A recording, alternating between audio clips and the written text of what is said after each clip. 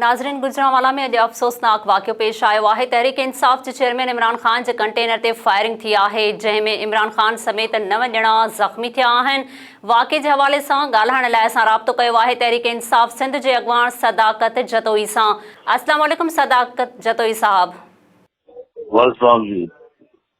सदाकत जतोई साहब, PTI chairman जे container ते firing ऐं संदसि ज़ख़्मी थियण ते अव्हां छा चवंदा? वाक़े जे पोयां अव्हां कहिड़ा सबब सम्झो था? सबसे पहले वाकई एक वो साजिशी एक वो लीडर जो बूथ के बेहतरी तो वठी वञे, अवाम खे सुजाॻ पियो करे, गुलामी दौड़ाए पियो, उन खां पोइ मुल्क जे ख़ातिर हू निकितो आहे, मुल्क जे अवाम जे ख़ातिर निकितो आहे त सिस्टम सुधारे सघां, मुल्क में बहितरी अचे, इदारनि में बहितरी अचे।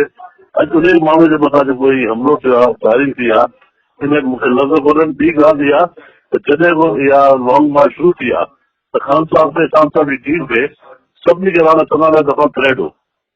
राणा सनाला जेको इंटीरियर मिनिस्टर आहे उन दफ़ा थ्रेड हुयुसि, अॼु उहो हुननि करे ॾेखारियो। अलहमदुल्ला अलाह ते हुनखे सिहत कामिला था फरमाए, उन्हनि जेके गॾु आहे अलाह ते हुननि खे बि सिहत कामिला था फरमाए।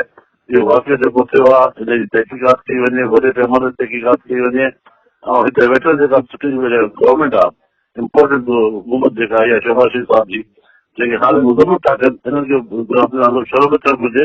हाणे मुज़म्मत छा था कनि? हाणे हिकिड़ो करार तव्हां आहे, सभु शइ कराइण खां पोइ मुज़म्मत था कयो। सदाकत जतोई साहब, लॉन्ग मार्च जे हवाले सां हाणे अव्हां जी कहिड़ी हिकमत अमली हूंदी? लॉन्ग मार्च हलंदी रहंदी, ख़ान साहब जो मिशन हलंदो रहंदो। असां पोइते रहण वारा न आहियूं। पीटीआई अञा बि असां मज़बूत थिया आहियूं, असांजा अञा बि उहे था ॻाल्हि, असांजा अञा वधीक मज़बूत थी विया आहिनि। ख़ान साहब अलाह सिहत कामिला था फरमाए। इंशाअल्लाह ताला इहे लॉन्ग मार्च छा बि कनि न रुकंदी।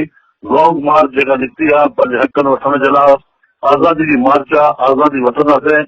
इन्हनि हक़नि खां, इन्हनि जे इन्हनि रस्तो रोकनि खां, इन्हनि जे तरकीब इस्तेमालु कनि था, असां पोइते अचण वारा न आहियूं। ऐं इंशाअल्लाह ताला अञा बि असांजा हौसला बुलंद थिया आहिनि, असां अञा बि अॻिते वधंदासीं। इंशाअल्लाह ताला पंहिंजे हक़ वठी रहंदासीं। जेसिताईं असांखे हक़ न मिलंदा, जेसिताईं असांखे जेका इमरान ख़ान जेके जारियूं रखियूं आहिनि उहे तस्लीम न कई वेंदियूं, असां पोइते अचण वारा न आहियूं। इंशाअल्लाह ताला ही मार्च हलंदी रहंदी। सदाकत जतोई साहब, SS न्यूज़ खे वक़्तु ॾियण ते अव्हां जी वॾी महिरबानी।